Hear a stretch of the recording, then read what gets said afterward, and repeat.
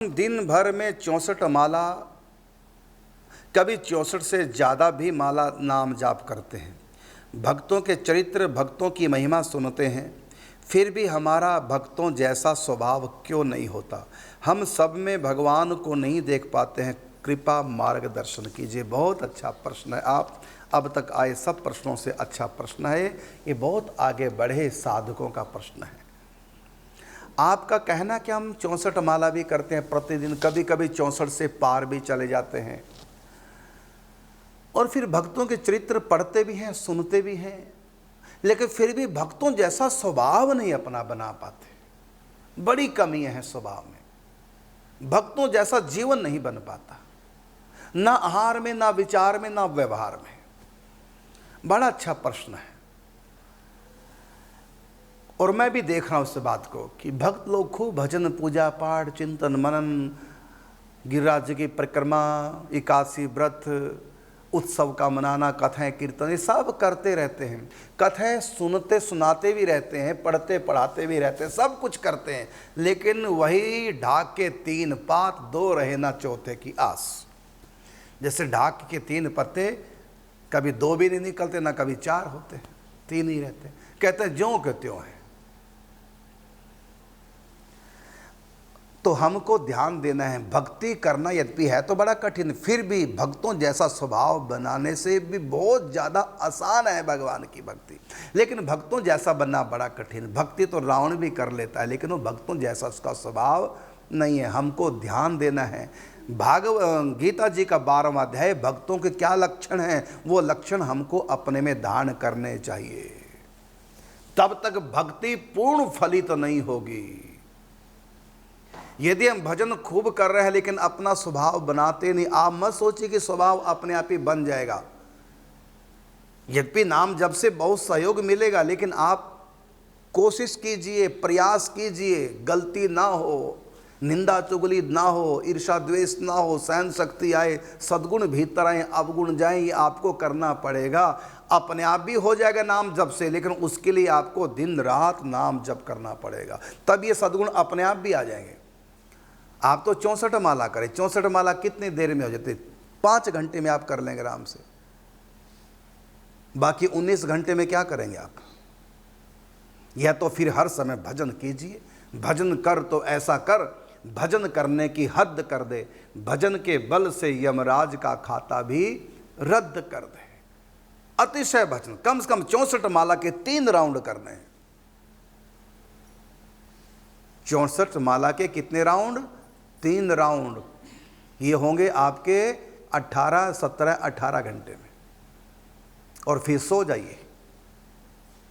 6 घंटे बचे, सो जाइए। फिर आप नाम जप करते करते भोजन कीजिए और मौन ले लो, किसी से बात ही नहीं करना, क्योंकि 3 राउंड करने हैं 64 माला के। केवल आपके पास 6 घंटे बचेंगे, सो जाइए। इस प्रकार से आप अनवरत तैल धारावत भजन करेंगे, तब भक्तों जैसा अपने आप ही हम बन जाएंगे।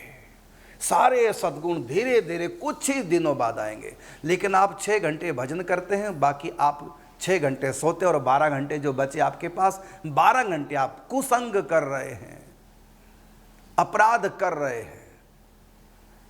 तो ये जो 6 घंटे का भजन है, ये 6 घंटे का भजन फलित नहीं होगा। ये कहाँ खर्च होगा? ये खर्च होगा आप जो अपराध कर रहे हैं, उन अपराधों को मिटाने में पूरा 6 घंटे का भजन समाप्त हो जाता है। हाथ कुछ नहीं लगता। इसलिए भक्तों को चाहिए, भजन पे जितना जोर दे रहे हो, इससे भी ज़्यादा जोर लगाओ कि हमसे कोई गलती ना हो जाए, निंदा चुगली ना हो जाए, क्षमा करें। कोई हमारी निंदा चुगली कर रहा है, हमारा बुरा कर रहा है, सोच लो मेरे कर्मों का फल है, मेरे प्रभु का विधान है, ऐसा मान करके सह जाओ, अपने भजन को बचाओ। प्रारंभ में आपको प्रयास करना पड़ेगा, बाद में प्रयास करने की आवश्यकता नहीं, अपने आप सिद्ध स्वभाव हो जाएगा। ऐसा हो जाएगा फिर तो बाद में कोई लाख सताए हमें, हम साहस से सहते ही रहेंगे। कोई तप्त कड़ाहे में डाले हमें, हम कृष्ण की जय कहते ही रहेंगे। दरिया में बहाए बहाए तो कोई प्रभु प्रेम सने बहते ही रहेंगे। धन जाए चाहे तन जाए तो क्या, जिसे चाहा उसे चाहते ही रहेंगे।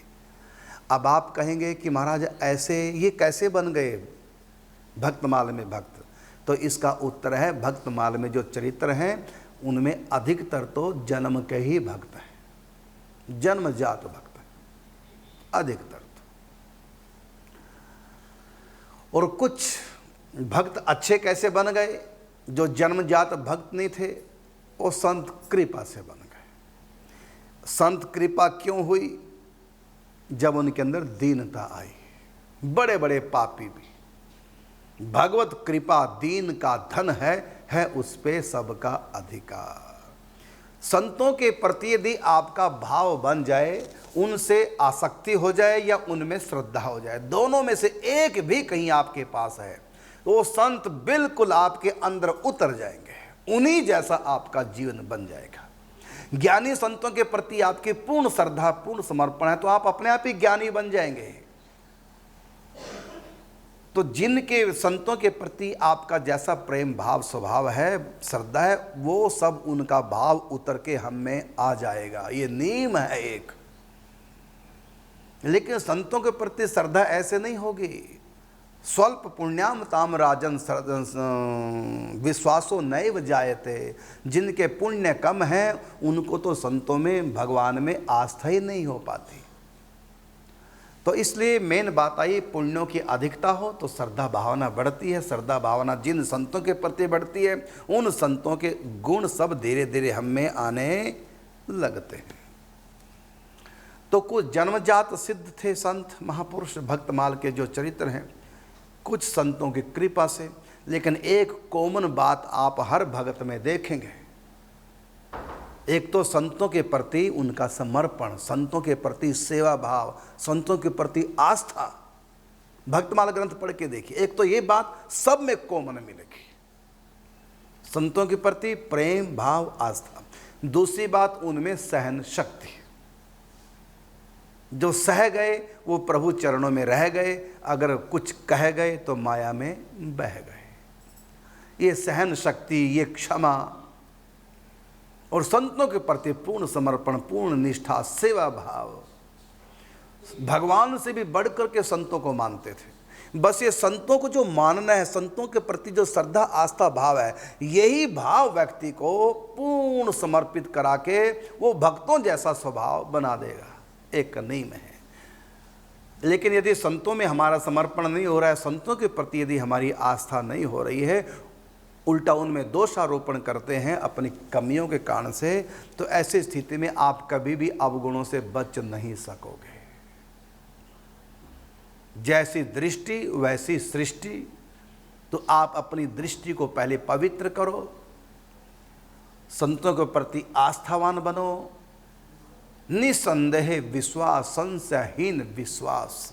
किसी भी संत में हो जाए, ये जरूरी नहीं कि कोई विशेष, किसी भी संत में आपकी यदि निष्ठा पूर्ण है, उन्हीं संत की कृपा से आप भी संत बन जाएंगे। जैसे कहा कि पारस पत्थर से लोहा छू दे तो सोना बन जाता है, पारस के पर्स से कंचन भई तलवार। जो लोहे की तलवार छू दी, कंचन बन गई। किसके पर्स से? पारस के। तो पारस के पर्स से कंचन भई तलवार, लेकिन ये तीनों ना मिटे धार मार आकार।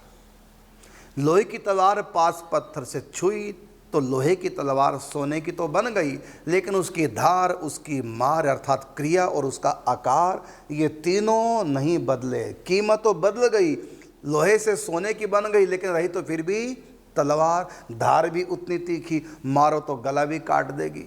आकार भी ज्यों का त्यों है, केवल बदला क्या? धातु बदली, बाकी रही वही। लेकिन कहा कि इस पारस से भी आगे, क्योंकि पारस ने लोहे की तलवार को सोने की तो बना दिया, लेकिन अपने जैसा पारस नहीं बना पाया। लेकिन संत कैसे? कहा कि ज्ञान हथौड़ा हाथ ले, सतगुरु मिला सुनार, ये तीनों मिट गए धार मार आकार, और बन गया श्रृंगार, और बन गया भगवान के गले का हार। वही सोने की तलवार यदि सुनार के पास चली जाए, उसको ठोक पीट करके गला करके अंत में सुंदर श्रृंगार बना देते हैं। तो ये जो संत हैं, इनके आगे हम समर्पित हो जाएं, पूर्ण निष्ठावान हो जाएं, तो ये संत अपने केवल संकल्प से, बिना प्रवचन किए, प्रवचन करने की भी संतों को आवश्यकता नहीं पड़ती, वो तो सामने वाले को देख करके, उसकी शरणागति, श्रद्धा, भावना, निष्ठा को देख करके अपने संकल्प मात्र से उनको पवित्र बना देते हैं। इतनी पावर आप कल्पना नहीं कर पाओगे संतों में कितनी पावर है। भले ही आप संतों के संग रहते हैं, लेकिन फिर भी आप कल्पना नहीं कर पाओगे संतों में कितनी पावर है, कितना ये लाभ दे सकते हैं। लेकिन व्यक्ति की श्रद्धा उनके प्रति तभी होगी जब वो उनकी पुण्यों की अधिकता होगी, तभी, क्योंकि स्व पुण्याम ताम राजन विश्वासो नैव जायते, ऐसे विश्वास सबको नहीं हो।